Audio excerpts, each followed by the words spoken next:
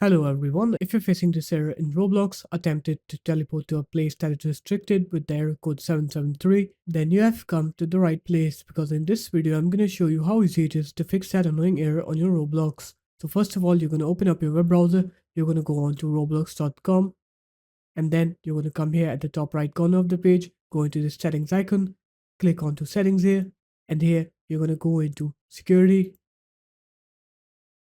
and you need to make sure that you click on log out of all other sessions here.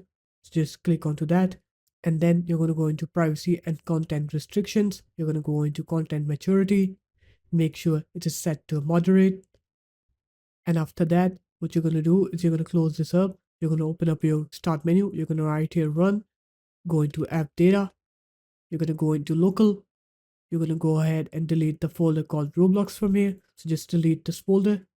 And after that, you're going to go back, go into roaming, do the same here, delete the folder called Roblox here as well.